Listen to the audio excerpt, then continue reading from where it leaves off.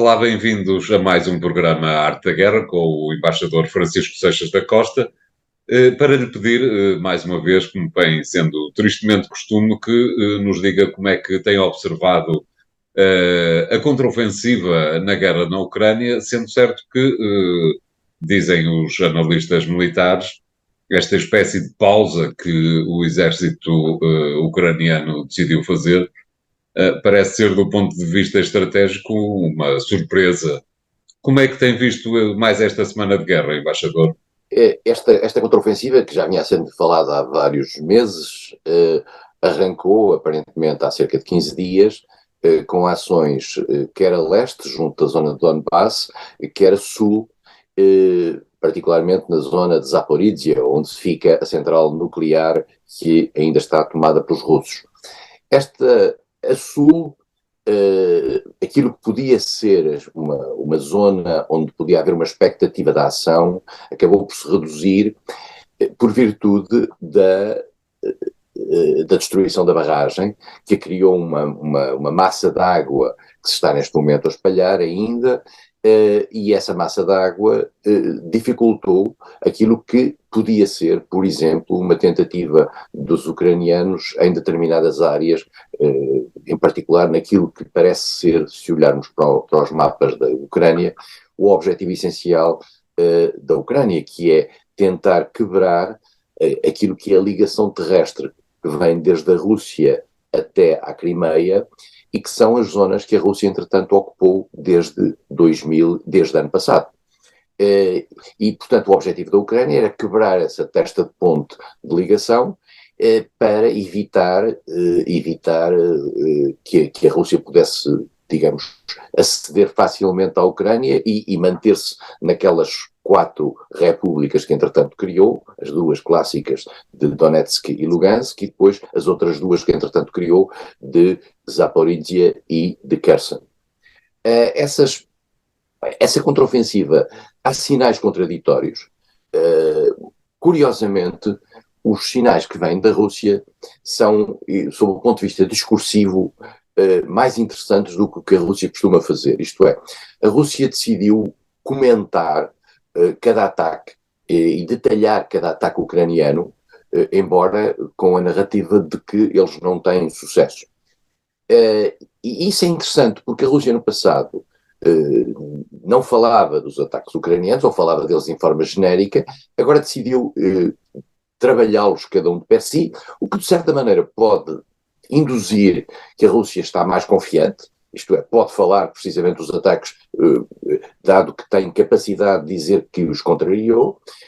E, por outro lado, o discurso ucraniano é um pouco mais residual e não é muito coerente. Mas isso é normal em alguém que está a fazer uma contraofensiva e que não quer naturalmente revelar elementos sobre essa mesma contraofensiva.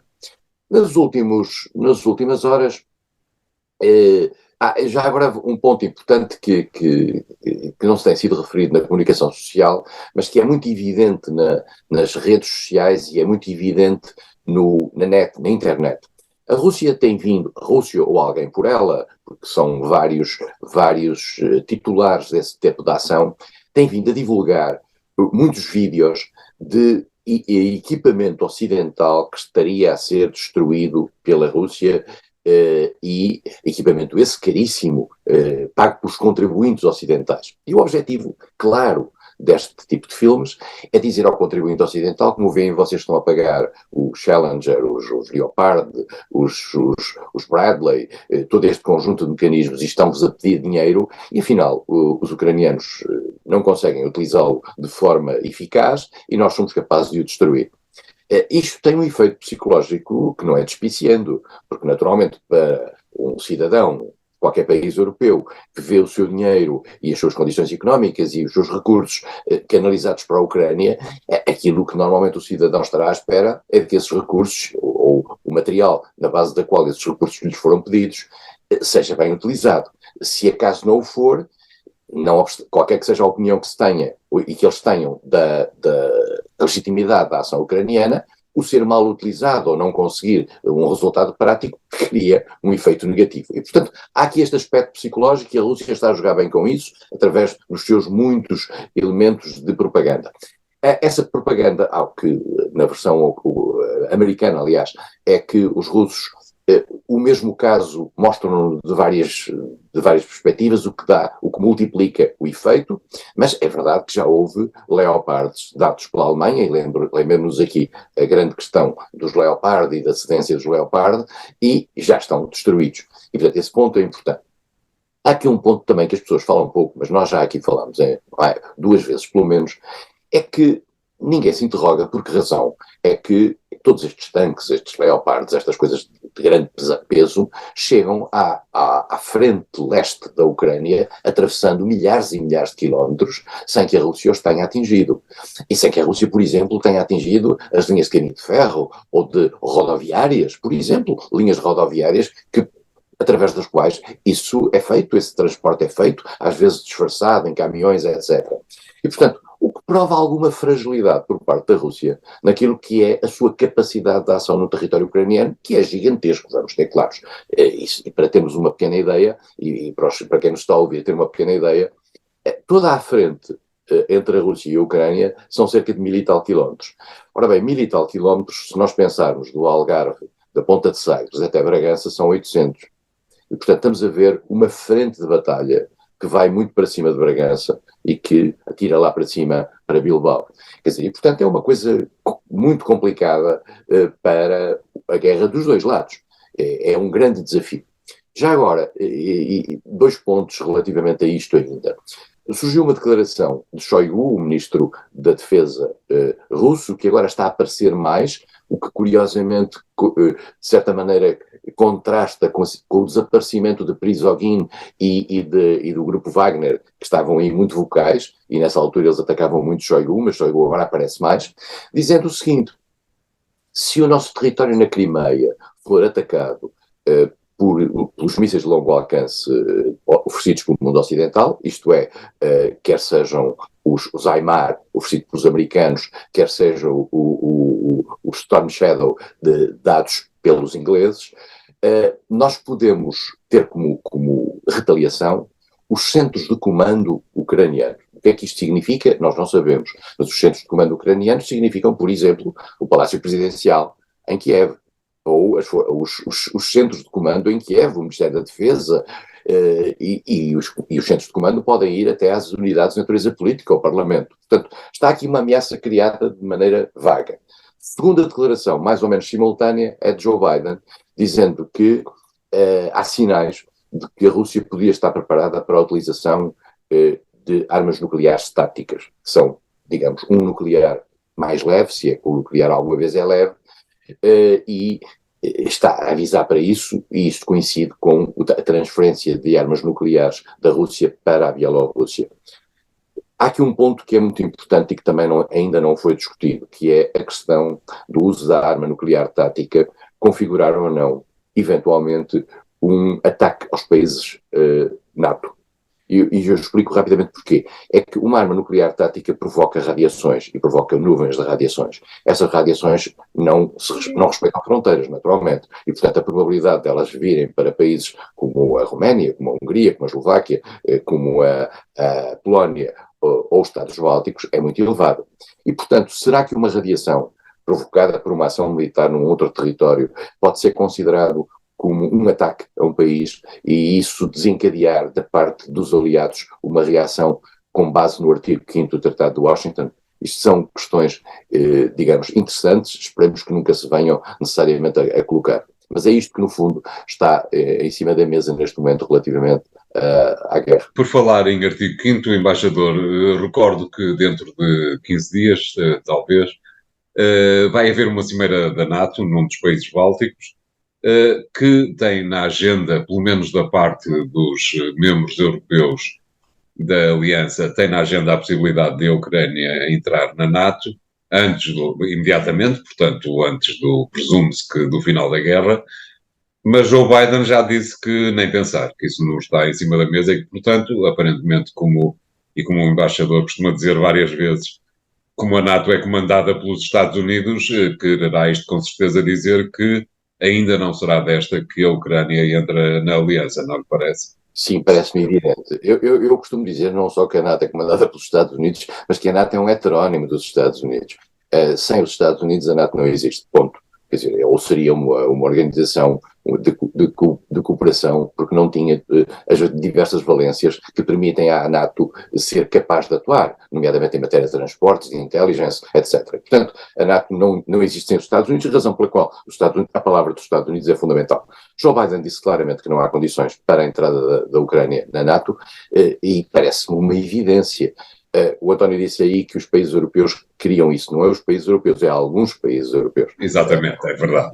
E esses países europeus não vão ter isso, o que não significa que não seja dado, por uma questão de natureza política, uma espécie de roadmap, uma espécie de caminho de concretização de várias fases, no fim das quais a Ucrânia podia ser membro da União, da NATO. Mas estamos muito longe disso. Um país em guerra não pode entrar para uma organização militar cuja determinante essencial é a defesa coletiva. E, portanto, claro, era uma insensatez, mas é natural, por um lado, que a Ucrânia insista, é natural que os amigos mais íntimos da Ucrânia estejam ao lado da Ucrânia, é natural que outros países ou assobiem para o ar ou digam que sim, era bom, mas...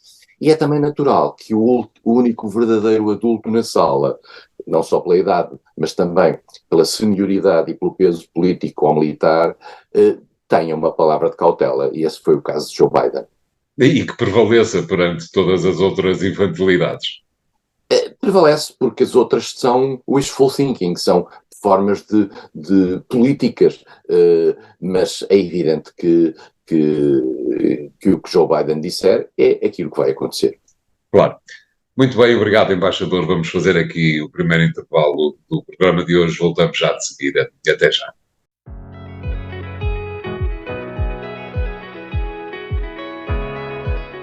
Bem-vindos à segunda parte de A Arte da Guerra, desta vez para pedirmos ao embaixador que nos diga como é que avalia a pequena novela da visita do secretário de Estado norte-americano Antony Blinken à China. Quando Blinken saiu dos Estados Unidos, ainda não tinha a certeza de que iria conseguir encontrar-se com o presidente Xi Jinping. Depois os serviços lá continuam a organizar-se no sentido de esse encontro acontecer. Creio que vale a pena explicar que se o encontro não acontecesse, a viagem seria um absoluto fracasso, e aparentemente o regime de Pequim não quis fazer os Estados Unidos ficarem com essa vergonha na sua agenda diplomática. Como é que viu tudo o que se passou naqueles 2 ou 3 dias, embaixador? António, com grande satisfação, digamos, por alguém que gosta de que a paz prevaleça. Eu acho que foi uma visita com sucesso. Acho que não é por acaso que os sinais que saíram dos dois lados são extremamente positivos. Até a própria linguagem, para quem maneja os instrumentos de linguagem diplomática, é uma linguagem muito positiva, no sentido de dizer que foi eu vou dizer as palavras que foram utilizadas, foi uma relação, foram conversas sinceras, candid, como se diz neste linguajar, foram substantivas, o que significa que se foi às questões, e a palavra construtiva aparece 2 vezes no comunicado como fundamental. Isto é retórica, não é retórica. Os Estados Unidos e a China não brincam em questões essenciais. E esta visita é uma visita de descrispação, e há uma coisa muito interessante. Esta visita só se realiza agora porque na altura já esteve programada aqui há uns meses e houve aquela cena do balão espião. E essa cena fez com que Antony Blinken decidisse não ir à China porque tinha havido algo que parecia uma agressão aos Estados Unidos através de um balão espião. Ora bem, agora há uma declaração de Joe Biden dizendo, relativamente à questão do balão espião, que está convencido que há sinceridade da parte chinesa e que os chineses ficaram mais embaraçados e surpreendidos com aquilo e que não era intencional. Portanto, não significa que o o balão não fosse espião, mas balões espiões e coisas de espionagem feitas pelos Estados Unidos, ao contrário, existem em grande quantidade. Portanto, um balão chinês é mais um episódio. O facto de ele se ter tornado muito notório é que criou a dificuldade e acabou por criar este incidente diplomático. Mas, portanto, há aqui uma vontade de baixar a fasquia. A fasquia da tensão, vale a pena não ter ilusões. Há uma competição séria, forte, e que não desaparece com isto, entre os Estados Unidos e a China. Esta competição só tem condições para se agravar, mas é bom que haja momentos de descrispação.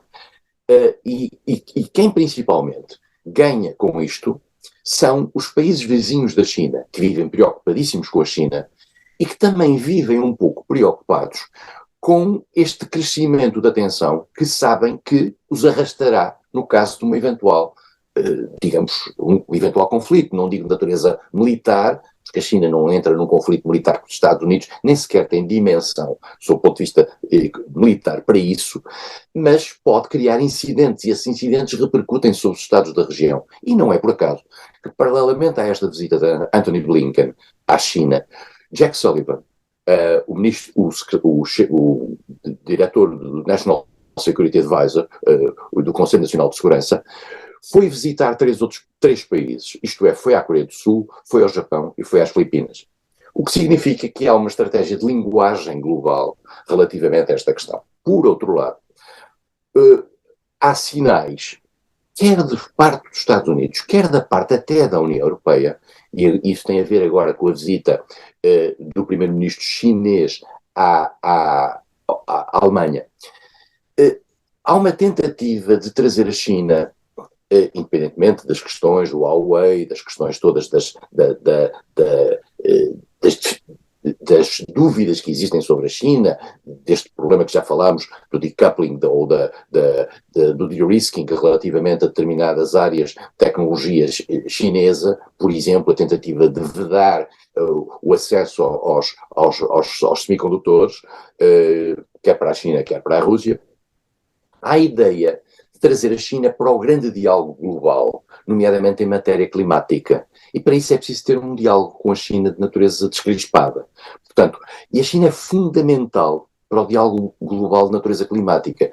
Quem nos está a ouvir, alguns poderão dizer, mas isso é uma questão lateral. Não é uma questão lateral. É uma questão central para o mundo ocidental. E, naturalmente, que é bom descrispar a relação com a China para a ter a bordo para uma questão que é fundamental em termos de objetivos de descarbonização, que são fundamentais para a nossa vida coletiva.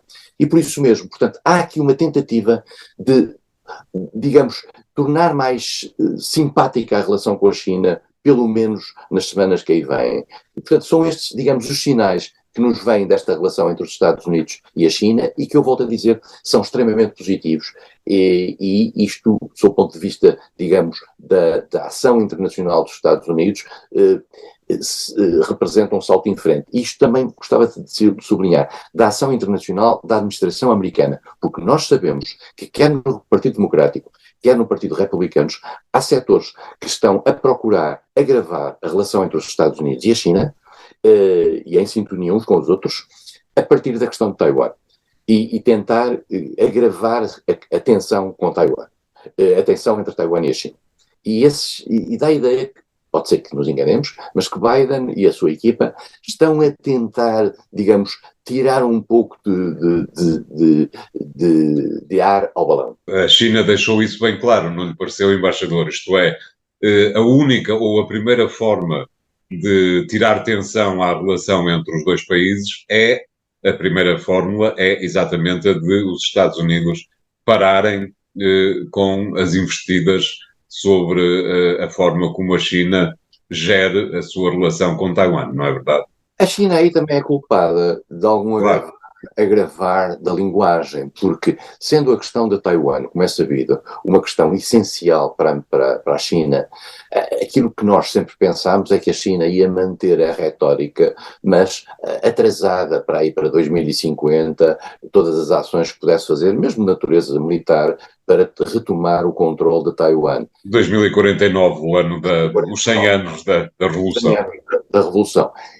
A circunstância da China ter aumentado essa retórica, nomeadamente no Congresso do Partido Comunista Chinês, acabou por, de certa maneira, trazer ao de cima aquilo que é um compromisso que existe nos Estados Unidos face a Taiwan e que é paralelo àquilo que foi o reconhecimento em 71, 72 de uma só China. Uma só China significaria que mais cedo ou mais tarde Taiwan regressaria ao controle de Pequim.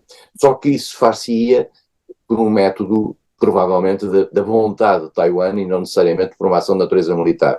E os Estados Unidos, que mantiveram sobre o que fariam no caso de haver uma ação de natureza militar sobre Taiwan, sempre a famosa ambiguidade estratégica, foram, ao longo dos últimos 2 anos, um pouco mais longe no sentido de dizer que não deixariam de reagir. Isso mudou a linguagem americana. Claro. Isso irritou os chineses. E, portanto, às vezes em termos de tensão retórica, isso tem consequências depois práticas. Esperemos que estes últimos acontecimentos tenham contribuído para um baixar dessa tensão. Claro. Muito bem, obrigado, embaixador. Vamos fazer aqui o segundo intervalo do programa de hoje. Voltamos já de seguida. E até lá.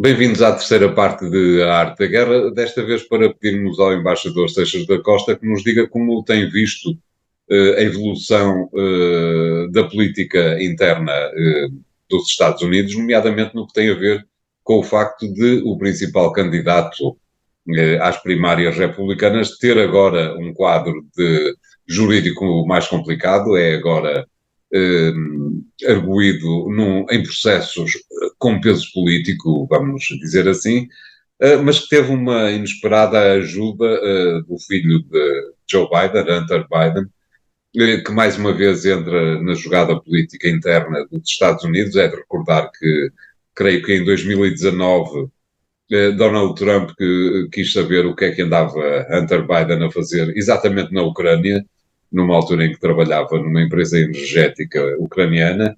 Do seu ponto de vista, esta reentrada de Hunter Biden na cena política interna dos Estados Unidos é uma ajuda a Donald Trump, no sentido exatamente de esvaziar o balão mediático que o tribunal, os processos em tribunal do antigo presidente norte-americano fez encher. Apesar de tudo, não se compensam, digamos, em termos... Claro, as dimensões são claramente menores. Mesmo ao nível da imprensa americana, as duas coisas têm um tratamento bastante diferenciado. Trump tem, para além daquele caso da chantagem ou do suborno feito a uma atriz de filmes para adultos, como agora se diz, eu diria que filmes pornográficos, e essa chantagem, há um processo em tribunal relativamente a essa chantagem, e esse é um caso. Agora há um caso bastante mais sério, porque tem uma natureza federal, a outra não tem uma natureza federal, tem uma natureza estadual. E além de mais anterior-se, inclusivamente, à assunção da presidência do... Exatamente, mas com a utilização de fundos e de financiamento ligados à campanha. Claro. Este caso é um caso da apropriação de documentos, mais do que isso, não é só apropriação de documentos. Trump, quando saiu, levou documentos confidenciais, não os entregou, contrariamente àquilo que aconteceu com outros titulares de cargos, como é o caso do próprio Joe Biden ou o caso do vice-presidente Mike Pence, que também tinham documentos em casa e que entregaram e declararam isso. Trump não só não entregou, como contestou a obrigatoriedade de os entregar e, de certa maneira, tornou-se relutante relativamente a isso, procurando, de certa maneira, obstruir a justiça. Essa, aliás, é uma das 37 acusações que lhe são feitas.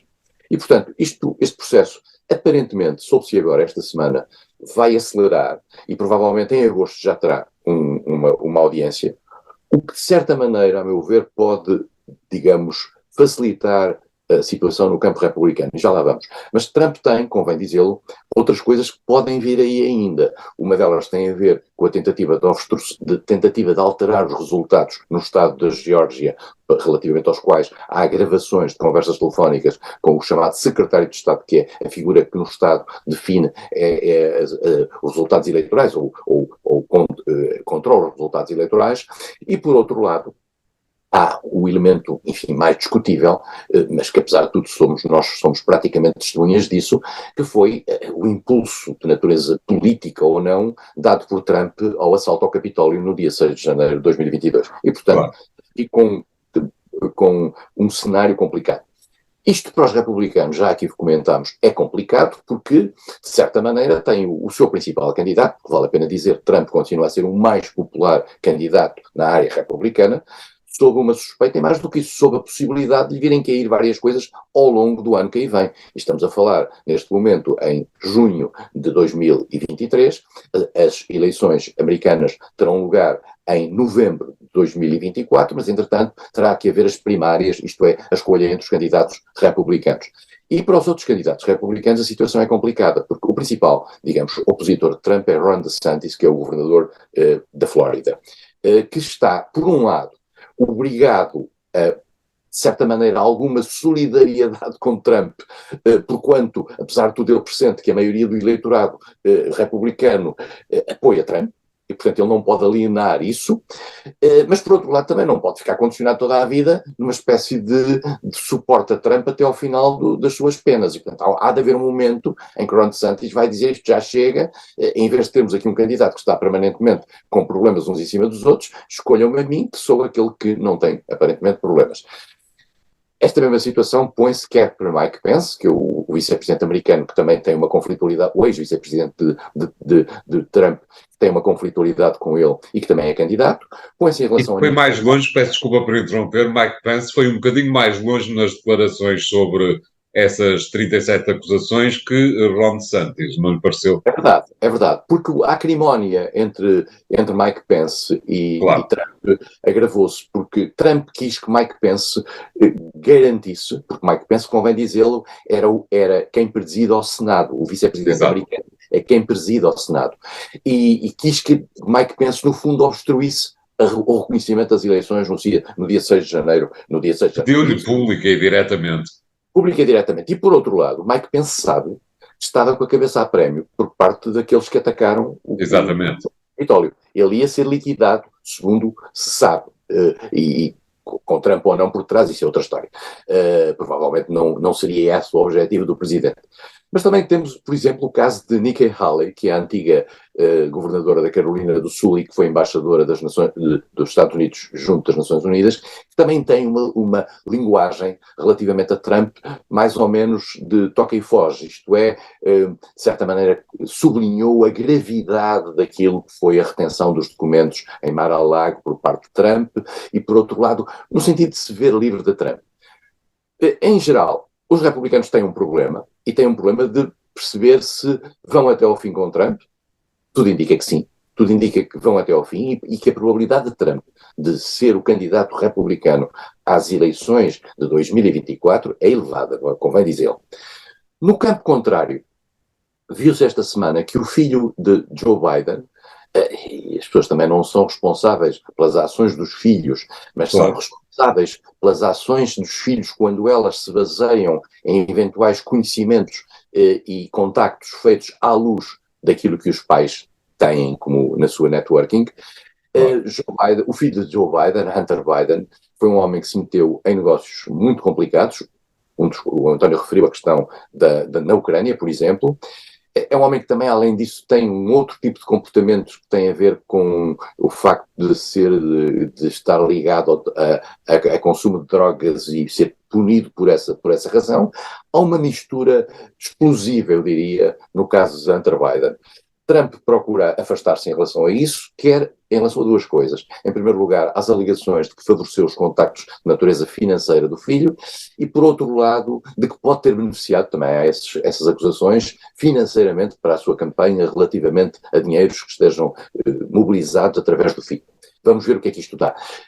Os republicanos vão procurar explorar isso, como faz parte da lógica, particularmente faz parte da lógica num país que está altamente polarizado e em que ninguém ouve o outro lado.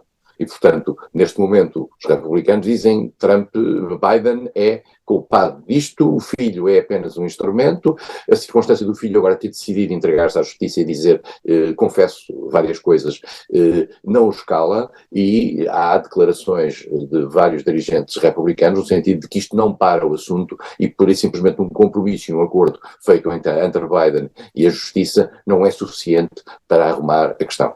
Não para o assunto numa altura, peço desculpa por interromper, embaixador, não para o assunto que segue num comitê específico sobre a matéria no Congresso. É verdade. E Biden vê, digamos, no momento em que está a lançar-se para ser recandidato, convém lembrar que nos Estados Unidos os presidentes em exercício, quando vão como recandidatos, não há primárias, isto é, presume-se que o presidente em exercício é apoiado pelo seu próprio partido, e a menos que haja um movimento de fundo para lhe tentar tirar esse tapete, coisa que não aconteceu até agora com Biden, embora houvesse setores do Partido Democrático que várias vezes apelaram a que Biden saísse em função da sua condição física, etc. Biden não se mostra disponível para isso, não se mostra disponível também para dar caminho à sua vice-presidente, Kamala Harris, cujo percurso ao longo destes 3 anos e pouco, em termos de qualidade da sua prestação, não é, digamos, não foi entusiasmante, para usar um understatement. E por isso mesmo não há uma onda de fundo dentro do Partido Democrático no sentido de dizer a Biden, ponha-se de parte, deixe-se seguir Kamala Harris. E por isso mesmo Biden é a melhor aposta ainda que os democratas têm. Dito isto, vale a pena dizer, não há garantia de que Biden, contra Trump, num remake do que se passou em 2016, possa ganhar estas em 2020, possa ganhar estas eleições. Claro. Cá estaremos para ver, como é evidente, embaixador. Obrigado, o programa fica hoje por aqui. Continuem ou repitam a sua audição no podcast que encontram nos sites do Jornal Económico. Obrigado, até para a semana.